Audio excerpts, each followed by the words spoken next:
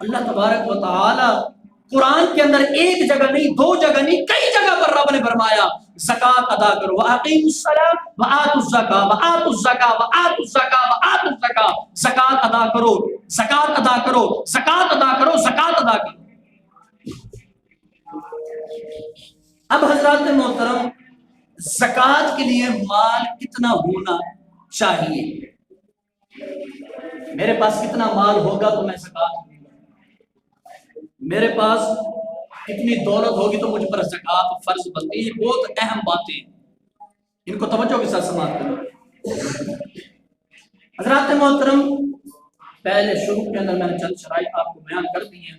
مسلمان ہو، عاقل ہو، بالغ ہو، مال اس کے پاس موجود ہو، والے تجارت ہو، ضروریات زندگی سے الگ ہو، یعنی حاجت اصلیہ کے علاوہ ہو، ٹھیک ہے نا۔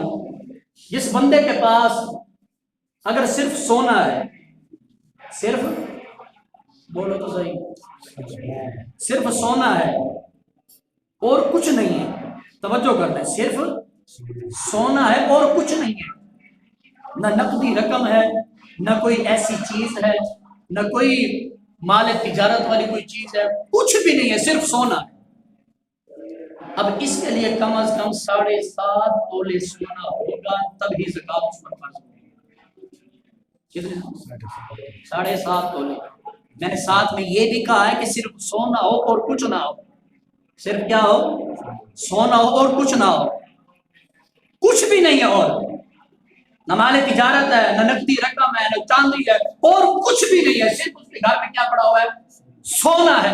اب جب تک 7.5 تولے کی مقدار پوری نہیں ہوگی تو اس پر کیا نام ہے؟ زکات ہے، زکات فرض نہیں ہے۔ اب دوسری بات حضرات محترم، چاندی ہے تو چاندی کتنی ہو تو اس پر زکات لازمی فرض اور ضروری ہے؟ اس کی کم از کم جو مقدار بتائی گئی ہے حدیث پاک کے اندر 52.5 تولے۔ کتنے؟ 52.5 تولے، جس کی اگر آج کل کے حساب سے دیکھا جائے نا 52.5 تولے چاندی کے حساب سے اس کی رقم جو بنتی ہے کم از کم 1,35,40,000، یعنی 1,30,000 سے اوپر ہوگا، 1,35,40,000۔ یہ بات ہوگی اس صورت کے اندر جب صرف چاندی ہے یا صرف کیا ہے؟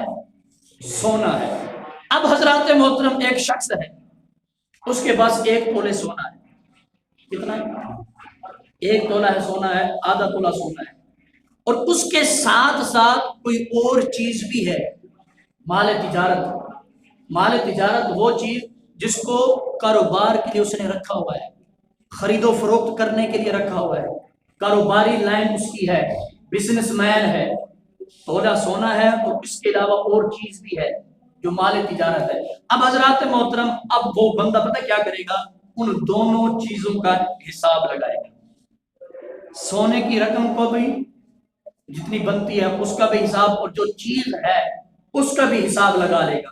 اگر وہ بنتی ہے 1,40,000 تک، 1,35,000 تک، اور چیز بھی ساتھ میں موجود ہو، توجہ کے ساتھ سننا، پھر بعد میں یہ نہ کہنا کہ صاحب پہلے کہا تھا 7.5 تولے سونا ہو تب چل زکات فرض ہے، اب کہہ رہے ہیں 1 تولہ ہو تب فرض بنتی ہے۔ توجہ کرنا، 1 تولہ سونا بھی ہے اور ساتھ ہی ساتھ کوئی اور چیز بھی ہے، مال تجارت، جس کو اس نے خرید و فروخت کرنے کے لیے دکانیں ہیں، جو اس نے مارکیٹ بنائی ہے، ہر مہینے اس کا 50,000 آ رہا ہے، 40,000 آ رہا ہے، 1,00,000 آ رہا ہے، اب اس کا بھی حساب لگائے گا، اس سونے کا بھی حساب لگائے گا۔ اگر ان سب کی رقم 1,35,000 سے اوپر بنتی ہے، یہ 1,35,000 بنتی ہے، اب اس پر زکات ادا کرنا فرض ہے۔ زکات ادا کرنا کیا ہے؟ زکات ادا کرنا کیا ہے؟ فرض ہے۔ یہ اس صورت کے اندر ہے جب سونے کے ساتھ ساتھ مال تجارت اور بھی ہو، نقدی رقم ہو، یا کوئی اور چیز ہے جس کو خرید و فروخت کرنے کے لیے رکھا ہوا ہے، اب اس پر زکات ادا کرنا کیا ہے؟ فرض اور لازمی ضروری ہے۔ اب اس بندے نے کیا نام ہے، آدھا تولہ سونا تھا یا کم سونا تھا، 1 انگوٹھی تھی یا 1 ناک میں ڈالنے کے لیے کوکا تھا، ٹھیک ہے نا۔